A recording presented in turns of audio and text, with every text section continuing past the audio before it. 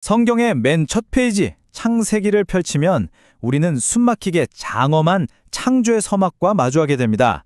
그런데 참 이상하죠. 그 첫 장면은 우리가 흔히 상상하는 완벽하고 눈부신 모습과는 거리가 꽤 멉니다. 오히려 깊이를 알 수 없는 어둠과 아직 정돈되지 않은 혼돈이 먼저 우리를 맞이합니다. 바로 여기서 우리는 성경 전체를 관통하는 가장 근원적인 질문 하나와 마주하게 됩니다. 전능하신 하나님은 왜 모든 것의 시작을 혼돈하고 공허한 상태에서부터 시작하셨을까요? 오늘 우리는 이 아주 중요한 질문 속으로 함께 깊이 들어가 보려고 합니다. 이 질문을 곰곰이 생각하다 보면 자연스럽게 이런 의문이 뒤따라오기 마련입니다. 저도 참 많이 해봤던 생각인데요. 모든 것을 하실 수 있는 전능하신 하나님이시라면 굳이 이런 혼돈의 과정을 거칠 필요가 있었을까요? 처음부터 완전한 질서와 눈부신 아름다움 속에서 세상을 창조하실 수도 있지 않았을까요? 왜 굳이 칠흑 같은 어둠, 어떤 형태도 없는 뒤섞임, 모든 것이 텅 비어버린 공허의 단계를 거쳐야만 했을까요? 이 궁금증은요, 단순히 수십억 년 전 우주가 어떻게 시작되었는지에 대한 과학적 호기심과는 전혀 차원이 다른 질문입니다. 사실 이 질문의 가장 깊은 곳을 들여다보면 우리는 깨닫게 됩니다. 아, 이게 먼 과거의 우주 창조에 대한 이야기가 아니라 바로 나 자신의 삶, 그리고 지금 내가 겪고 있는 이 과정에 대해 묻고 있는 거구나. 창세기의 그 혼돈이 바로 지금 내 인생의 혼돈과 깊이 연결되어 있기 때문입니다. 혹시 이런 기도를 해보신 적 없으신가요? 하나님, 왜 제 삶은 이토록 혼란스럽고 한 치 앞도 보이지 않는 상태에서 시작해야만 합니까? 어째서 저는 이렇게 모든 것이 텅 비어버린 것 같은 공허하고 답답한 시간을 통과해야만 하는 걸까요? 바로 이 고통스러운 질문, 우리 인생의 가장 어두운 순간에 터져나오는 이 질문에 대한 하나님의 첫 번째 대답이 정말 놀랍게도 성경의 바로 그 첫 페이지에 담겨 있습니다. 이제 그 의미를 하나씩 차근차근 함께 풀어가 보겠습니다. 자, 먼저 우리가 이 문제의 첫 단추를 제대로 꿰기 위해서는요, 성경이 말하는 혼돈의 의미를 정확하게 이해해야만 합니다. 우리가 보통 혼돈하면 떠올리는 파괴적이고 부정적이고 악한 이미지와는 전혀 다른 그림을 성경은 그리고 있거든요. 정말 놀라운 반전이 여기에 숨어 있습니다. 창세기 1장 2절은 태초의 상태를 이렇게 묘사합니다. 땅이 혼돈하고 공허하며 흑암이 깊음 위에 있고 하나님의 영은 수면 위에 운행하시니라. 여기서 우리의 시선을 사로잡는 단어는 바로 혼돈하고 공허하며입니다. 히브리어 원문은 이 상태를 토후 바보후라고 표현합니다. 한번 속으로 따라해 보실까요? 토후 바보후. 이 단어의 진짜 의미를 아는 것이 정말 중요합니다. 왜냐하면 이 말은 악하다거나 죄로 타락했다는 그런 도덕적인 의미가 전혀 아니기 때문입니다. 그보다는 아직 형태가 잡히지 않은 무형의 상태, 그리고 텅 비어있는 공허의 상태를 의미합니다. 그래서 아직은 제 용도로 사용될 준비가 되지 않은 말 그대로 원재료의 상태를 가리키는 말입니다. 예를 들어볼까요? 위대한 조각가의 손길이 닿기 전에 거대한 대리석 원석을 한번 떠올려 보십시오. 아직은 그저 거칠고 형태 없는 돌덩이에 불과하죠. 또는 위대한 화가가 그림을 그리기 전에 새하얗고 텅 빈 캔버스와도 같습니다. 아직 아무것도 그려지지 않은 미완의 상태입니다. 아니면 아직 설계도대로 지어지지 않은 건설 현장의 어수선한 모습과도 비슷합니다. 그곳들은 악한 공간이 아니죠. 오히려 앞으로 위대한 작품이 탄생할 가능성의 공간인 셈입니다. 바로 이 관점의 전환이 핵심입니다. 성경은 이 토후바보후의 상태가 사탄이나 어떤 악한 힘이 만든 결과라고 절대로 말하지 않습니다. 그것은 하나님께서 이제 막 위대한 창조를 시작하시기 전에 순수한 원재료 그 자체일 뿐이라는 겁니다. 그렇다면 하나님은 왜 이 미완성의 상태, 이 가능성의 공간에서부터 일을 시작하셨을까요? 그 이유를 알기 위해선 창세기 1장에 나타난 하나님의 일하시는 방식, 즉 그분의 창조 패턴을 자세히 들여다볼 필요가 있습니다. 여기에는 정말 놀랍도록 정교한 질서와 지혜가 숨겨져 있습니다. 창세기 1장을 자세히 읽어보면 하나님의 창조가 매우 정교한 두 단계의 구조로 이루어져 있다는 걸 발견하게 됩니다. 첫 사흘 동안, 즉 1일부터 3일까지 하나님은 형태를 만드시는 일을 하십니다.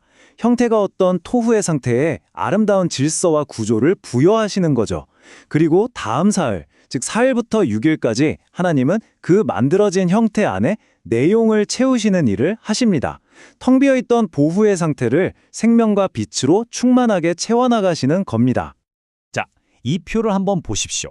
이 패턴은 정말 놀라울 정도로 아름다운 대칭 구조를 이루고 있습니다.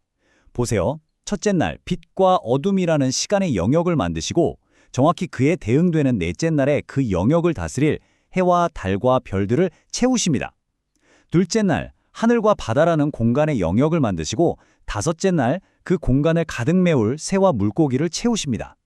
셋째 날 땅과 식물이라는 삶의 무대를 만드시고 여섯째 날 그 무대의 주인공이 될 동물과 사람을 채우십니다.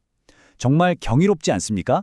이것은 하나님께서 얼마나 질서 있고 계획적인 분이신지를 명확하게 보여주는 대목입니다. 그분은 무질서를 질서로 바꾸시고 텅 빈 공간을 생명으로 가득 채우시는 분이십니다.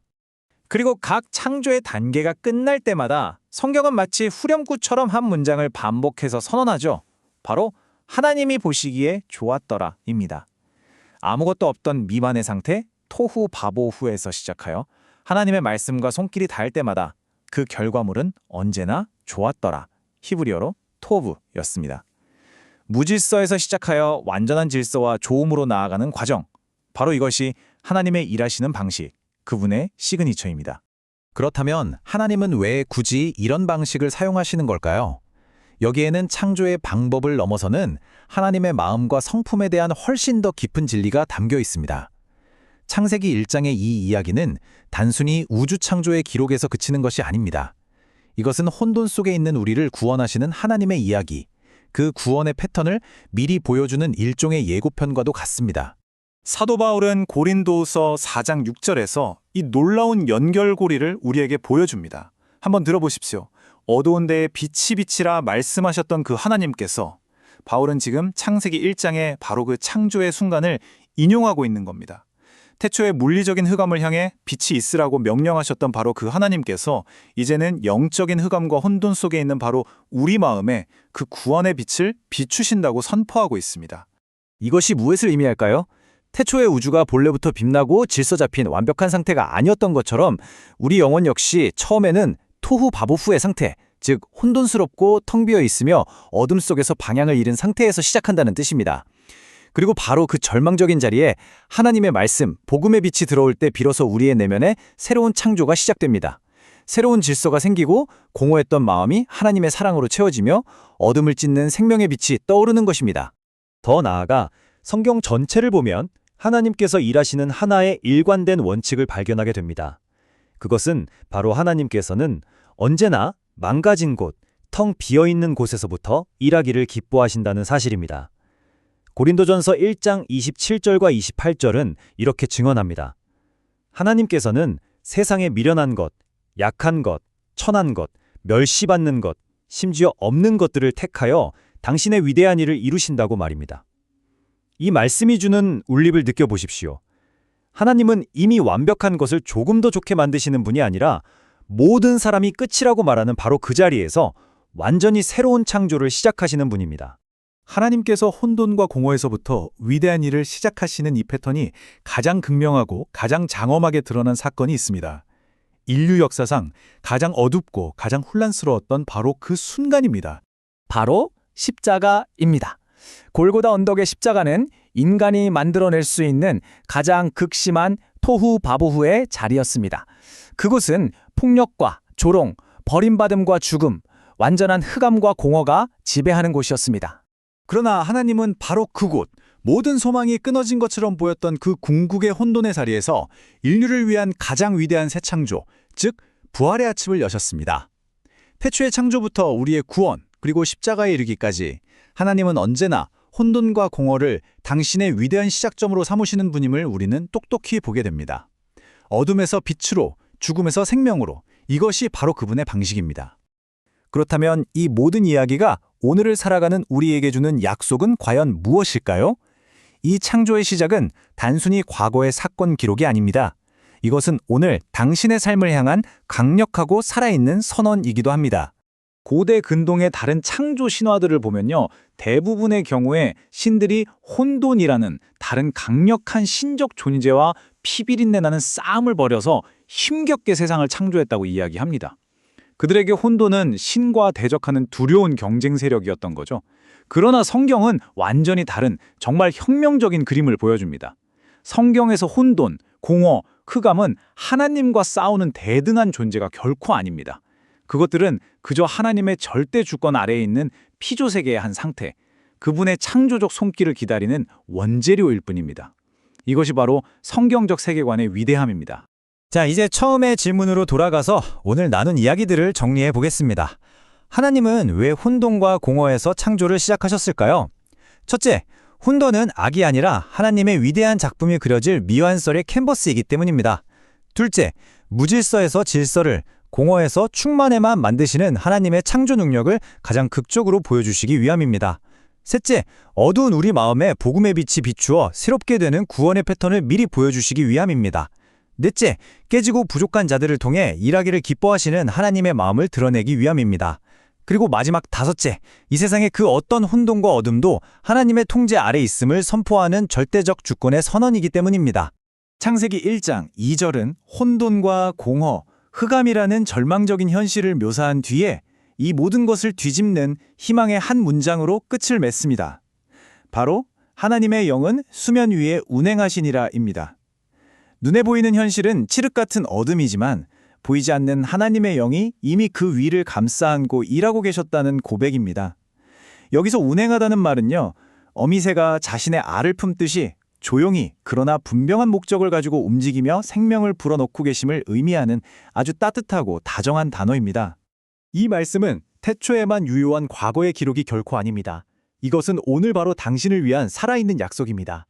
당신의 삶이 지금 아무리 혼란스럽고 텅 비어있고 어둡게 느껴진다 할지라도 태초에 그 혼돈의 수면 위를 운행하셨던 바로 그 성령께서 지금 당신의 인생이라는 수면 위를 동일하게 품고 운행하고 계십니다.